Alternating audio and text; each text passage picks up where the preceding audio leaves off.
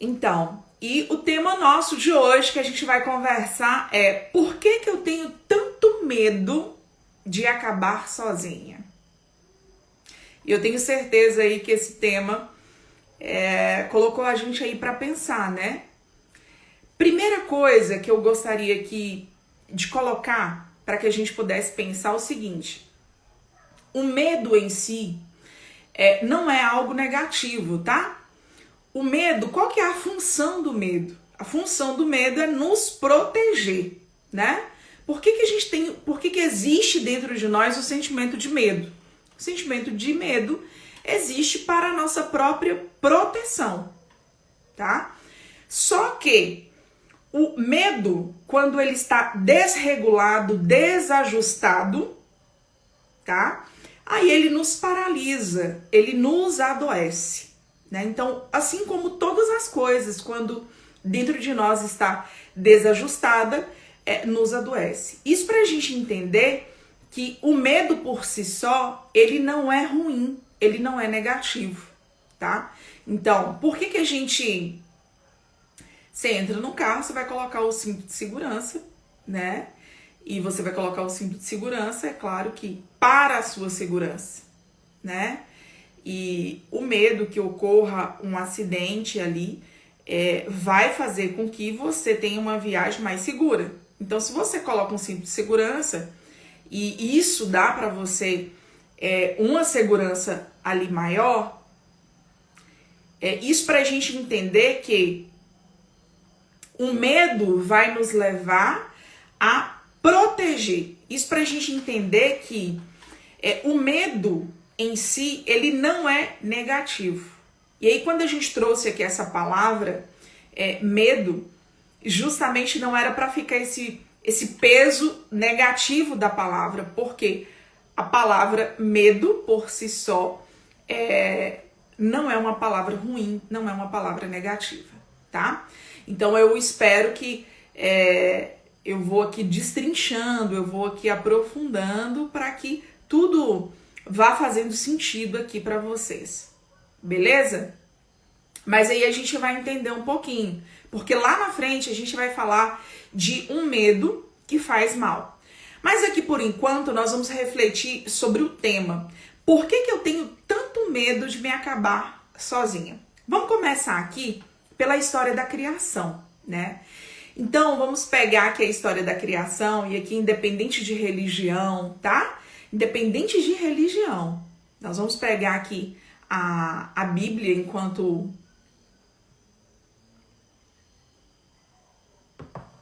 um dos livros mais antigos que tem a história da criação, entender o seguinte, que dentro da história da criação, o homem estava só.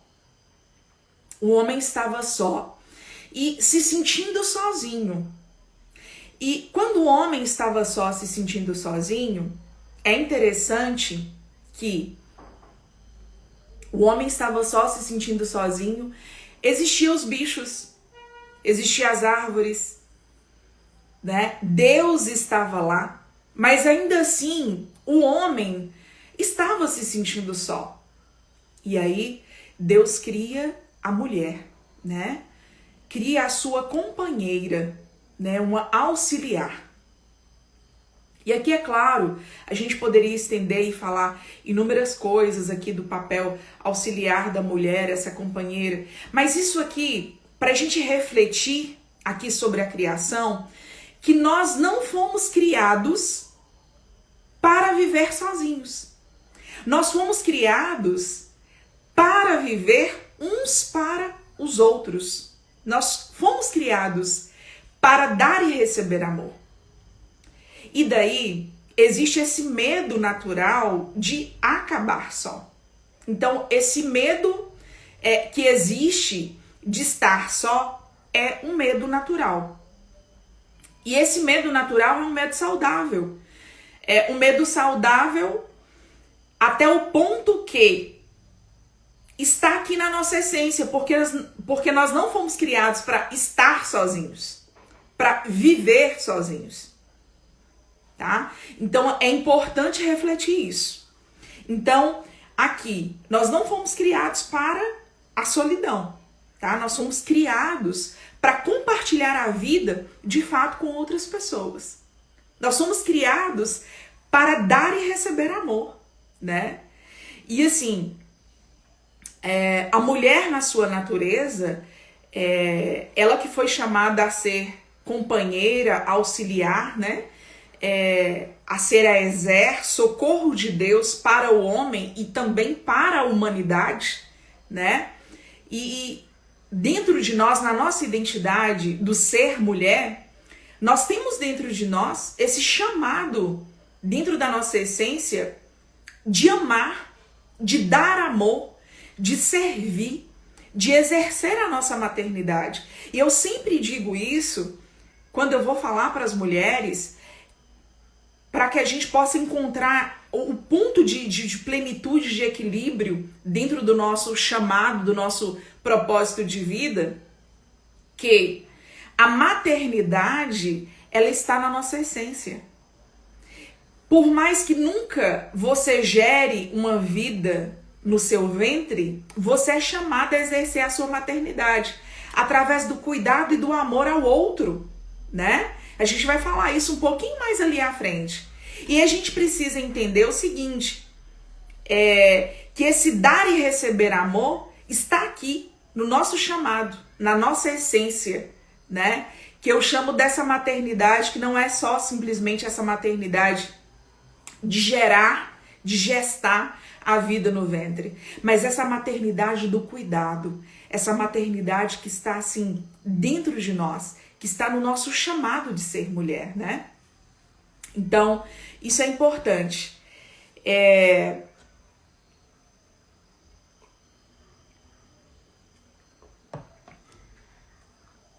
E por que nós somos criados uns para os outros e para não vivermos sozinhos, existe de fato esse medo dentro de nós, tá?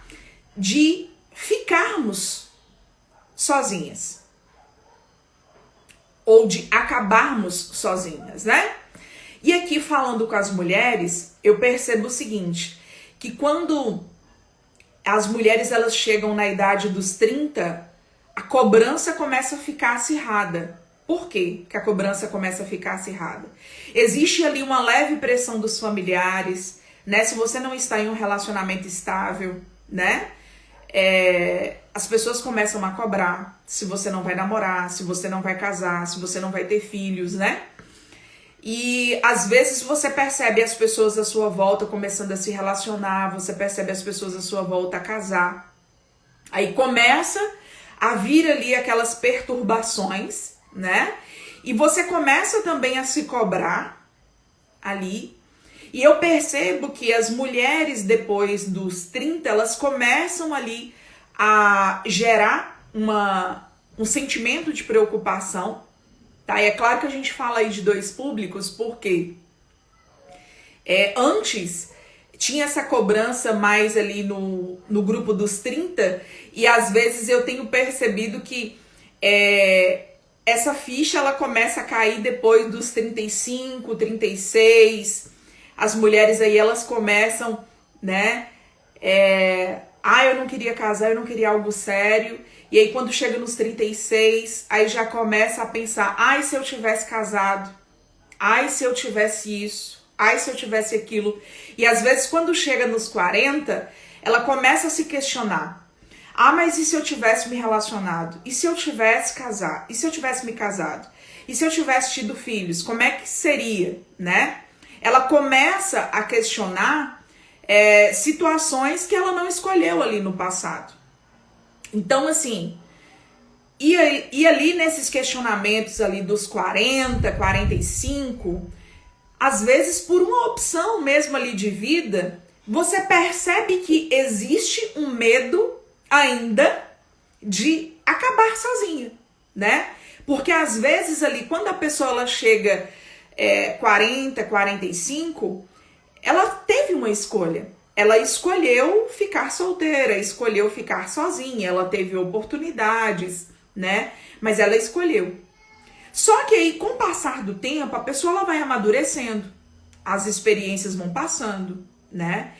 E ali, diante daquilo que ela não escolheu, ela pensa se será que as escolhas passadas que não foram escolhidas, será que, como que seria se ela tivesse experimentado? Ela começa a se questionar, né? E aí, a gente vai percebendo que há dentro dessa crise aí dos 40, 45, esse questionamento ele começa ali depois dos 30, mas cada vez eu tenho observado esse questionamento, ele estar vindo diante das mulheres mais tarde, porque esse processo de amadurecimento e de consciência, de fato, tem ficado mais tarde, né? As mulheres, essa questão de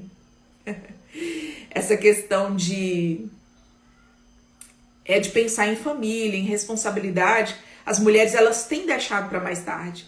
Então, às vezes, essa consciência, essa ficha cai em 35, 36, 37 e às vezes quer arrumar um namorado do dia pra noite, quer ter filho do dia pra noite.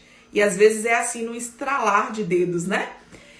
E eu tenho percebido que, às vezes, quando as mulheres elas chegam aos 40, aos 45, que elas passam aí dentro dessa crise, mesmo elas tendo escolhido estarem solteiras, estarem sozinhas, né? Assim, sozinhas eu digo uma vida de solteiras tranquila, né? Tranquila ali, tem esse conflito, tem esse momento ali. Por quê? Por causa desse medo natural aqui, de acabar só, né? E esse medo de acabar só, quem vai estar comigo no fim da vida? Né? Ao lado de quem eu estarei? Quem estará comigo? Né? E por que esse medo natural? Porque nós não fomos criados para estarmos sozinhos. Nós somos criados uns para os outros. Entende? Então, assim, é importante a gente ter consciência disso. Então, esse medo natural... Então, essa crise que você passa naturalmente, que seja nos 30, que seja nos 35, é uma crise natural. Mesmo que você tenha escolhido estar sozinha, estar solteira, ter uma vida leve, tranquila, em um outro momento a gente vai falar dessas questões. E essa crise, ela pode vir, né? Aí dentro dos 37, 40, enfim, tá? E você pode passar por essa crise, entender que esse medo ele vai vir e ele pode vir de forma aí natural. Mas aí a gente precisa entender o seguinte, Carla, e quando esse medo de estar sozinha é um problema? Porque existe. Existe. O medo... Vocês lembram lá, eu fiz uma live aqui falando sobre a questão do medo, quando o medo paralisa, né? Aqui também não é diferente. Aqui, quando eu tenho medo de estar solteira, tá? É um problema, é uma patologia, é um transtorno, né? Então, quando esse medo ele se torna um transtorno? Então, a gente vai entender aqui agora. E tem um nome, né? É a natunofobia. Natunofobia é aí o medo de ficar solteiro ou solteira, né? É quando, o que acontece? É quando eu me sujeito a um relacionamento tóxico, infeliz, mas eu não quero me desfazer desse relacionamento, porque se eu me desfazer desse relacionamento, eu vou deixar de ser um casal, eu vou estar sozinha. Entende? E aí eu me sujeito dentro desse relacionamento, eu me sujeito a estar, porque eu não quero estar só. Né? Então, aí quando eu chego nesse nível de me submeter em estar em um relacionamento que me faz mal, que me adoece, de dependência afetiva, né? Aonde existe aí só sentimentos de dependência, de carência, aonde eu vivo de migalhas, aonde o amor já não é mais ofertado, aonde já não é mais liberdade, aonde há prisão, de fato, né? Aí eu percebo que esse medo de fato, estar sozinho é um problema. Aí eu vou precisar de ajuda, entende? E aí, às vezes, dentro desse relacionamento, eu estou porque eu espero que o outro me faça feliz. E ali eu estou dependente desse relacionamento. Eu estou dependente dessa pessoa, né? E é aquele, né? É ruim com ele, pior sem ele. A pessoa que ela tá aqui, ó, dentro da natunofobia, o pensamento dela é: se tá ruim com ele, pior sem ele. Vai ter esse pensamento de prisão, né? Um relacionamento tóxico aqui, mas a pessoa ela não consegue sair. Então, quando está assim, isso aqui já tá fazendo mal, né? E por que eu me submeto? Me submeto porque eu tô com medo de ficar sozinha, medo de ficar solteira. Então, eu não posso ficar solteira.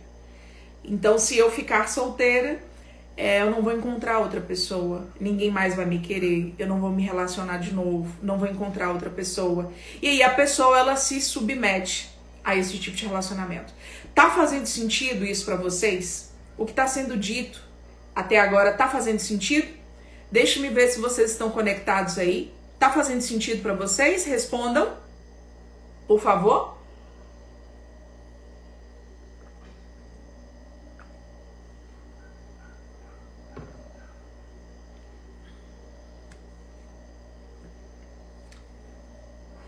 Tá fazendo sentido pra vocês?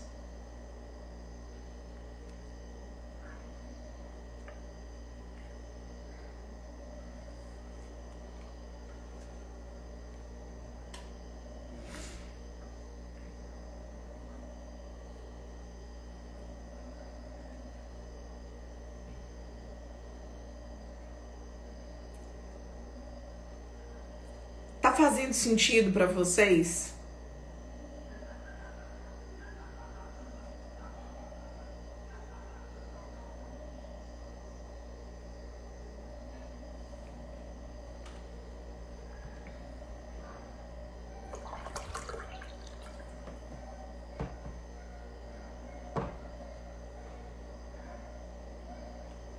A internet hoje tá horrível.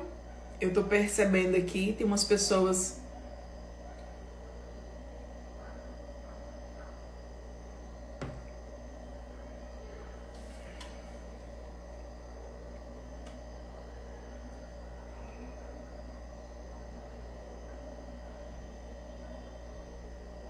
Beleza, a gente tá aqui no meio da live, tá? E eu tô perguntando se tá fazendo sentido tudo que eu tenho falado até agora, até o momento.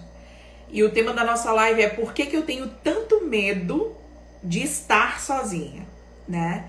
E só fazendo resumo para você que tá entrando agora, eu estou dizendo que há dentro de nós um medo natural de estar só. Por quê? Porque nós nascemos para viver um para os outros, tá? Nós nascemos uns para os outros. E aí eu começo aqui no início da live falando da criação, aonde Deus criou todas as coisas, Adão estava sozinho, Deus estava lá e ainda assim Adão estava na solidão e a mulher foi criada. E aí nós nascemos um para o outro, né?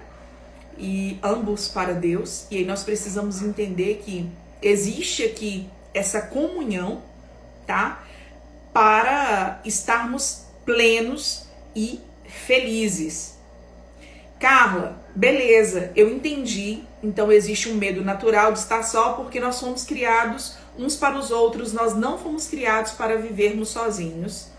E existe também um medo que é uma patologia que traz um transtorno, né? Eu acabei de falar aqui do transtorno, que é a natunofobia, que é o medo de você ficar solteiro e você acaba se submetendo a um relacionamento que te faz mal, né? A abusos, a uma série de coisas, só por você ter medo de ficar só, tá? Então, estando ali naquele relacionamento, você vai continuar sendo um casal e você continua se submetendo ali àquele relacionamento, mesmo ele sendo tóxico e te fazendo infeliz, ok? Agora a gente tá passando para essa última parte aqui da live, onde nós vamos dizer o seguinte, nós vamos refletir o seguinte: aprendemos tudo isso, mas e agora? Como é que eu vou conviver com esse medo, né? Como vencer esse medo, né? Eu tenho certeza que muita gente aí que tá na casa dos 30 quer saber. como lidar, não é verdade? Na casa dos 30, dos 35 e entrando aí para os 36, enfim. A gente precisa entender o seguinte, dentro do nosso processo, é importante a gente refletir um pouquinho. Vamos refletir aqui um pouco. Quando nós somos gerados lá no ventre da nossa mãe, nós estamos lá sendo gerados e nós estamos lá para receber amor. Nós nascemos. Nós estamos lá para receber amor. E nós começamos a crescer, né? Ali os primeiros meses, aí nós recebemos amor. E nós conseguimos devolver muito pouco ainda esse amor, porque ali, enquanto bebês, a gente devolve um sorriso.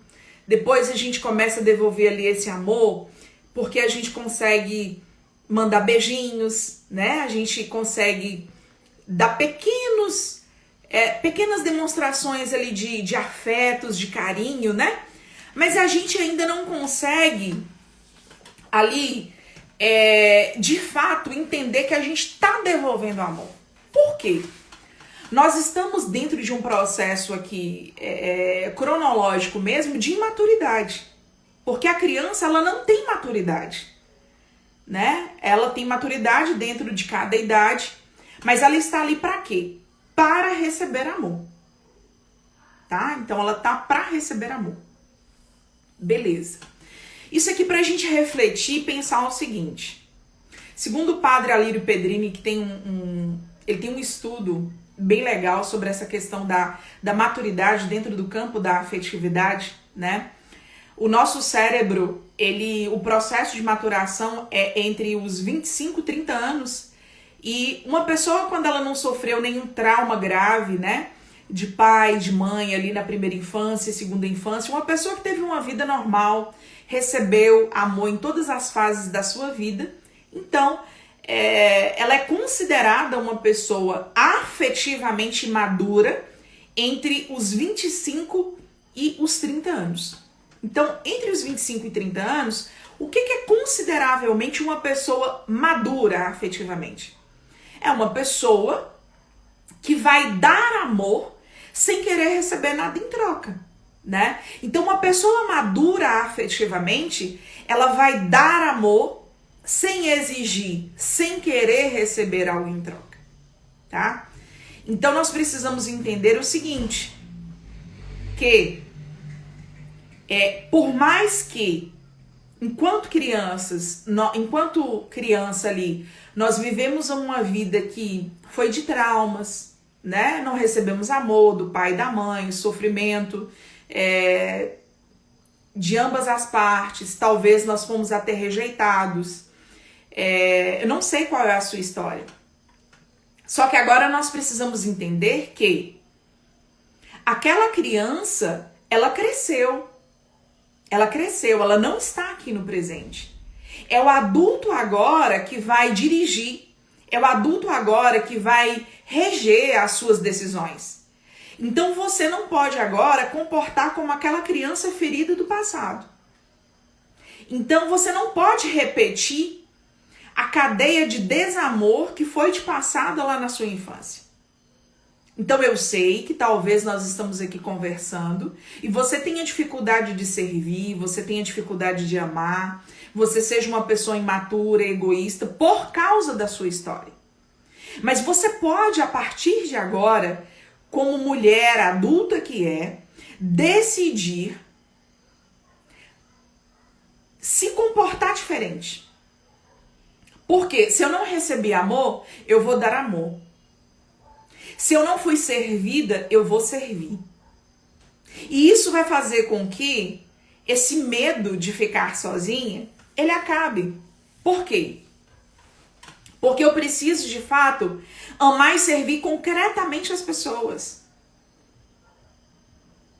Gente, e esse amar e servir concretamente as pessoas, a gente precisa entender o quanto que, como que isso move, como que isso, de fato, ordena as questões afetivas dentro da gente. e o quanto que a falta do amor e do serviço nos aprisiona, né?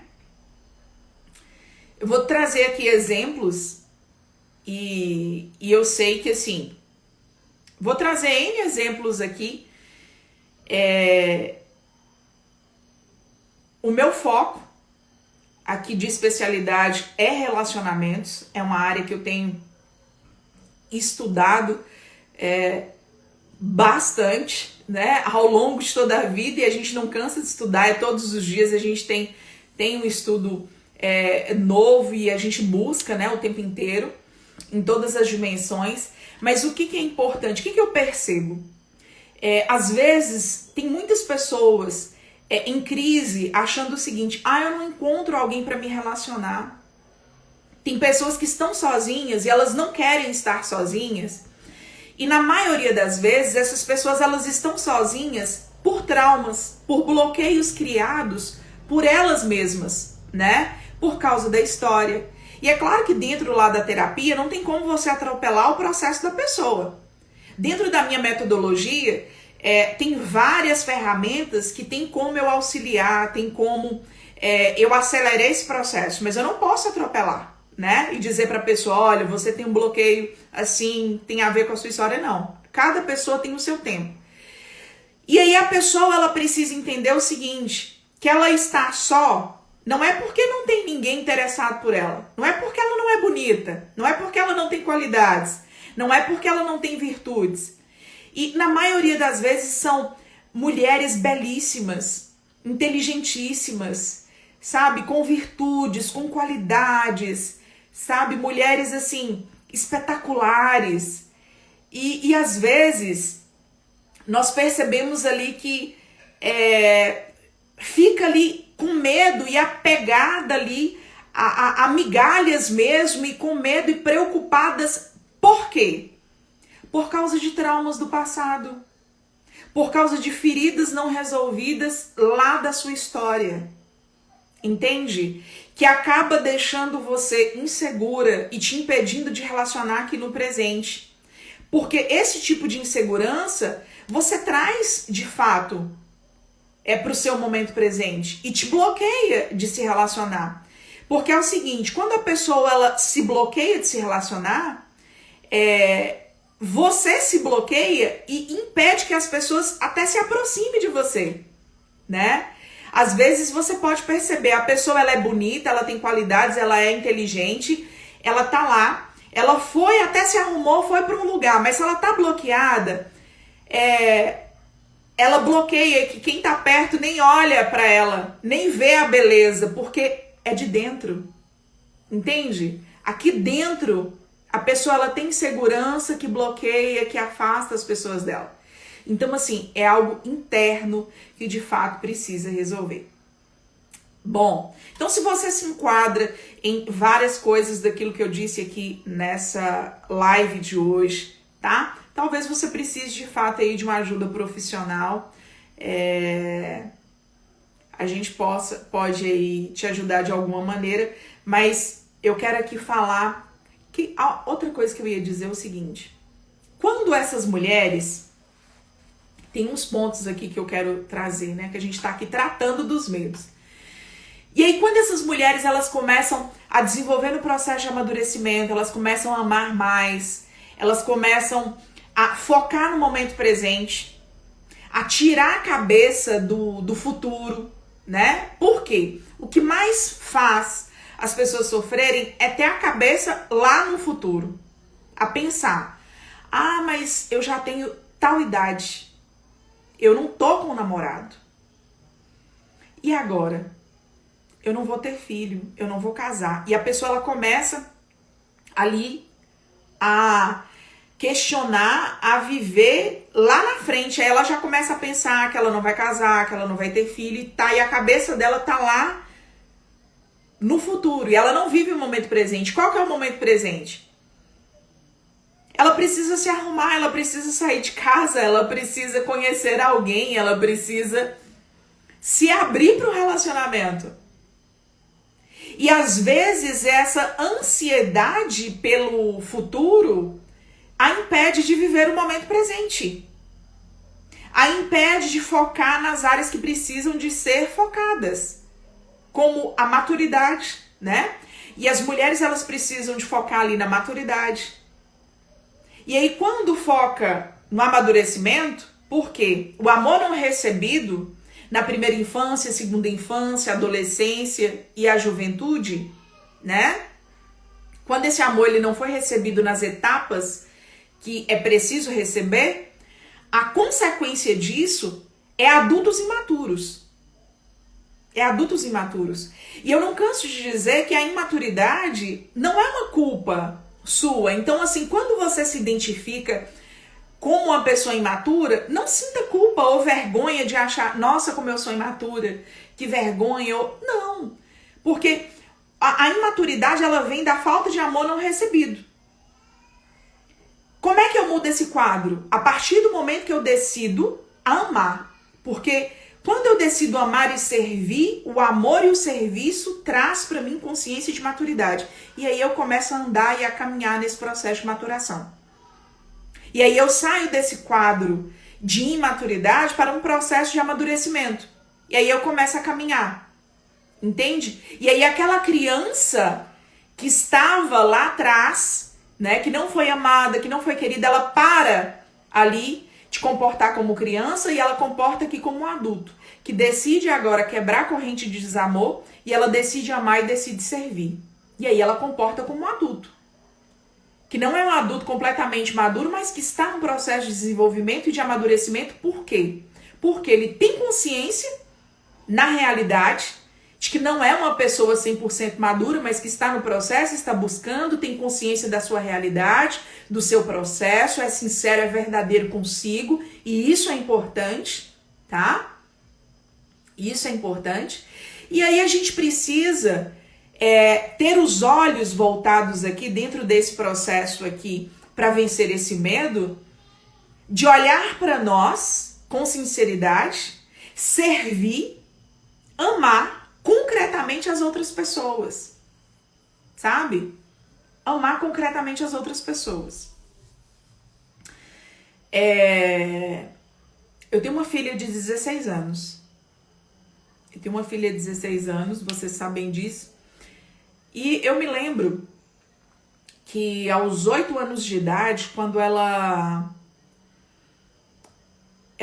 teve um momento num prezinho, que ela ficou só um tempo nesse prezinho, depois ela mudou de prezinho, mas ela gostava desse prezinho lá. E aí, quando ela formou, que ela foi pra escolinha, com 8 anos de idade, porque minha casa sempre foi cheia de crianças. Então, assim, ela sempre fazia festa do pijama à noite, sempre fazia uma série de coisas. Minha casa sempre foi cheia de criança o tempo inteiro, pra brincar, pra fazer coisas. Então, assim, o tempo inteiro. E aí um dia, com 8 anos, ela virou pra mim e falou assim: mãe, eu queria ajudar a tia lá na escolinha. Você deixa eu ajudar a tia lá na escolinha? Eu falei, tá, você vai ajudar fazendo o quê?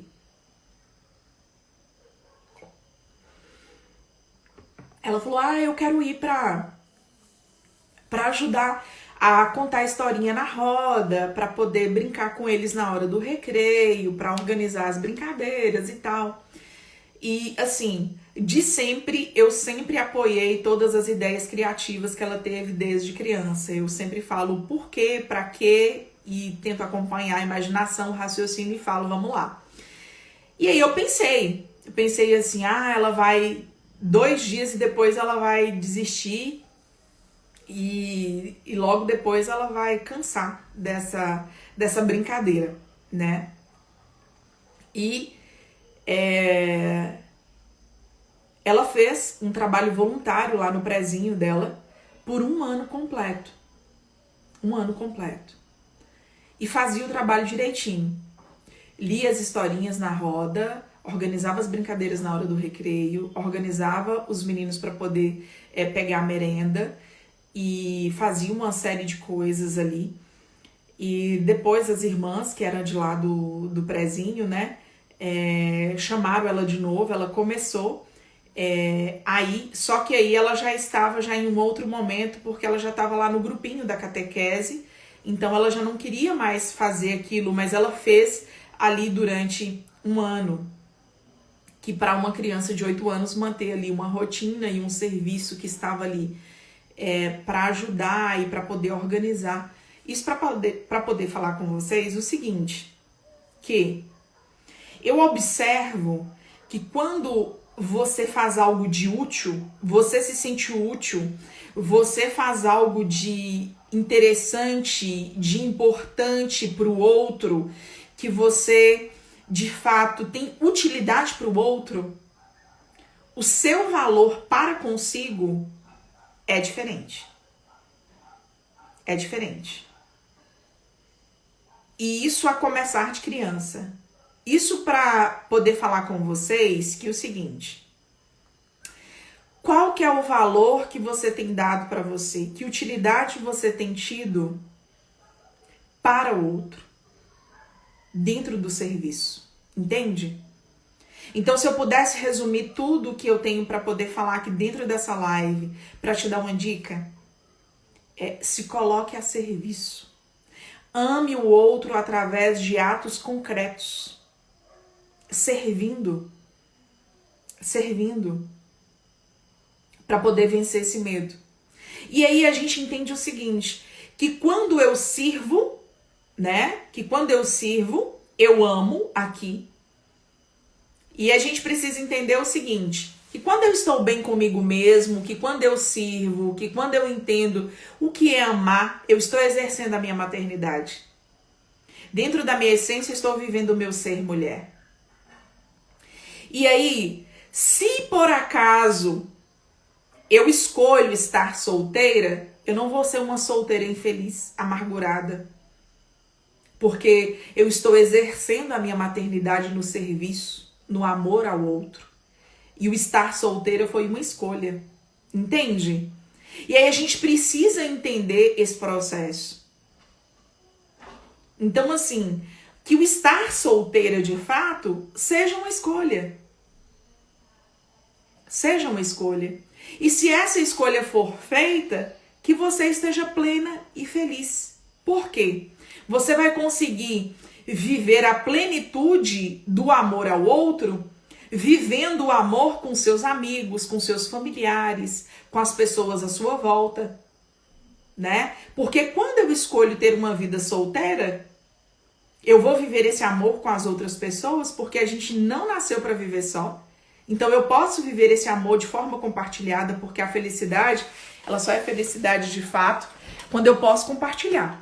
A gente já falou sobre isso aqui. Eu sou feliz sozinha, né? Então eu não posso esperar que o outro traga felicidade para mim. A minha felicidade não pode depender do outro.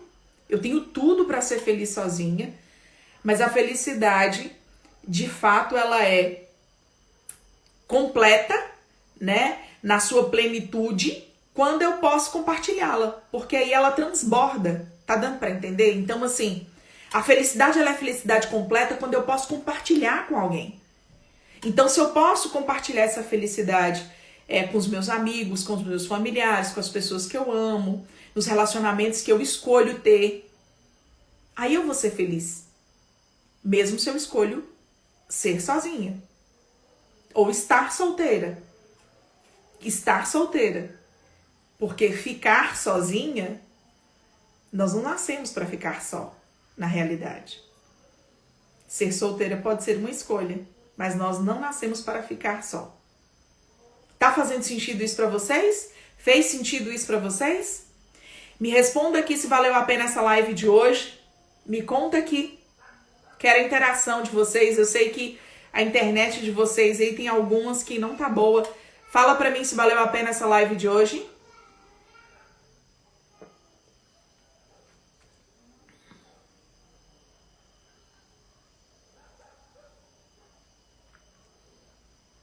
Vou deixar vocês fazerem umas perguntas, vocês comentarem aqui. Querem fazer alguma pergunta sobre esse tema de hoje? Vou deixar em aberto pra gente conversar aqui um pouquinho.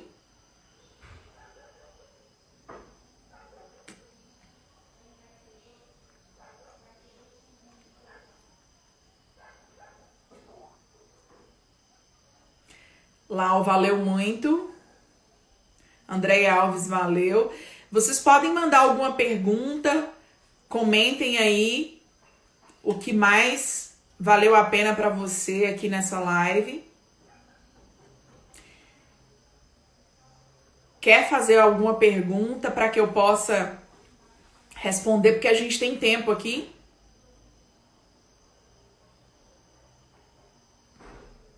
Chegou atrasada, Dani? Eu vou deixar salva a live, tá? Para você ver aí.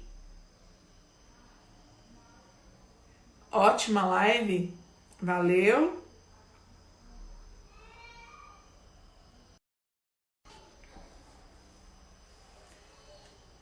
Vocês printem aqui a tela, compartilhem lá comigo nos stories e me marquem dizendo o que mais chamou a atenção de vocês na live, tá?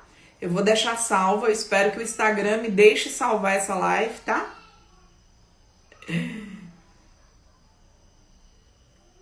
Vocês não têm perguntas? Se não tiverem perguntas, eu vou encerrar a live. Tem algo que eu possa responder, que eu possa ajudá-las mais dentro desse tema? Alguma dúvida? Ajudar o próximo nos enche o coração de alegria. Há mais alegria em dar do que em receber. De fato, querida, e quando o nosso coração ele transborda desse sentimento de sentir alegria em dar mais do que em receber, nós chegamos em um ponto de maturidade.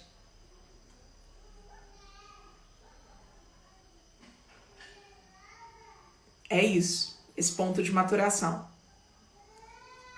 O que mais vocês querem comentar? A gente tem aí 10 minutinhos.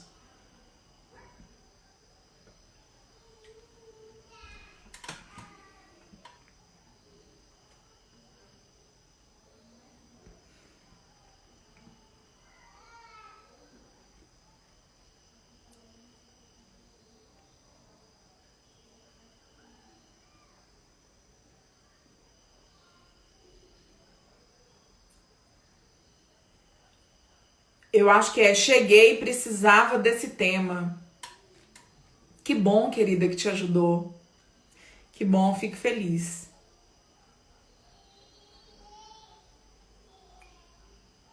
Alguma dúvida, quer fazer alguma pergunta? Aproveita!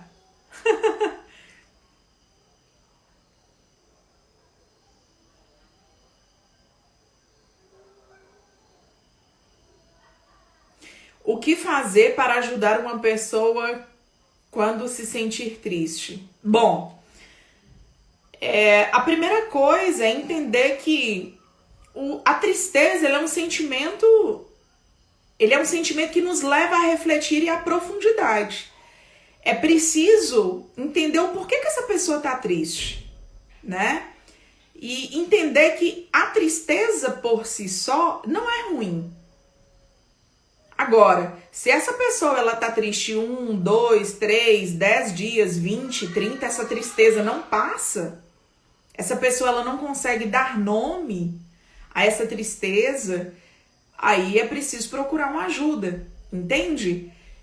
O bom que eu te aconselho, que se você quer ajudar alguém, é conversar com essa pessoa a respeito desse sentimento, né? O porquê você está triste, você sabe de onde está vindo essa tristeza, para que essa pessoa ela dê nome, né, a esse sentimento, a essa emoção, que ela consiga se expressar, entende? Aí você vai conseguir ajudar. E até mesmo se você perceber que conversou, não passou, a tristeza ela não trouxe profundidade, não trouxe reflexão e a pessoa ela permanece triste, talvez aí é importante você encaminhar essa pessoa para um profissional que ela pode estar precisando aí de ajuda, né? Até mesmo exames fisiológicos, né? Gente, às vezes é coisa simples. Uma vitamina D baixa traz sintomas de depressão, sabe? Às vezes a pessoa ela tá com a vitamina D abaixo de 20 e ela tá com sintomas depressivos e às vezes toma aí remédios antidepressivos fortíssimos e porque tá com a vitamina D baixa. E a gente precisa olhar essas questões fisiológicas, depois ir para terapia, né? Ou ir para terapia, olhar as questões fisiológicas juntas ali, acompanhar mesmo de perto e não deixar passar, né? Às vezes tem questões que a gente acha que são questões simples e a gente acaba deixando passar, tá? Mais alguma pergunta, queridas? 3 minutinhos pra gente encerrar. Manda aí pra gente responder.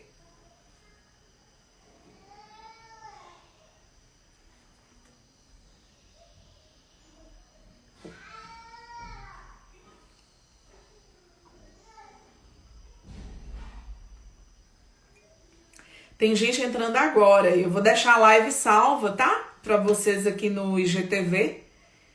E a gente tá encerrando. Eu abri aqui para perguntas em relação ao tema. E foi um prazer estar aqui com vocês essa noite. Vou responder. Vou ler aqui essa última pergunta. Um dos riscos de ficar ansiosa demais por um relacionamento é acabar aceitando relacionamentos abusivos, certo? Certo. Com certeza. Um dos riscos de ficar ansiosa às vezes a gente chega aí nessa idade do conflito e a pessoa ela tá ansiosa por um relacionamento e tá pensando assim, a idade chegou, eu não vou ter tempo de ter filhos, eu não vou ter tempo de me relacionar de novo. A pessoa ela acaba aceitando qualquer coisa. E é um dos riscos, né? E não só aceitando qualquer coisa, e até mesmo de estar ou de permanecer, de aceitar relacionamentos abusivos, relacionamentos que a pessoa já sabe que deu errado ou que está errado e que a pessoa ela está infeliz, para não ficar só. De fato. É isso então? Vamos encerrar. Foi um prazer estar aqui com vocês. E se Deus quiser, na quinta-feira nós teremos uma live super especial, tá? Com o Rogério Mendes, onde nós vamos falar sobre o poder, né, das palavras no relacionamento. Então nós vamos falar sobre PNL, Programação Neurolinguística nos Relacionamentos. Então, conta aqui com a presença de vocês na quinta-feira pra gente falar desse assunto aí muito interessante. Então fica coladinho, papel e caneta na mão e convida as amigas para estar aqui com a gente. Vou tentar deixar essa live salva, tá? E vou retirar aqui os comentários pra gente tirar uma foto. E pra vocês, vou desativar aqui os comentários. Peraí.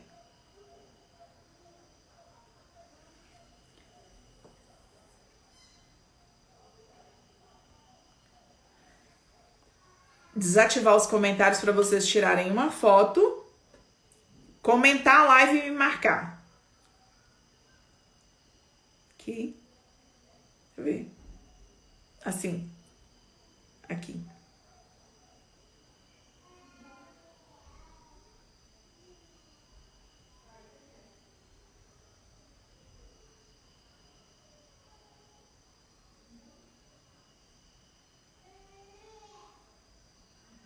Espero que tenham tirado.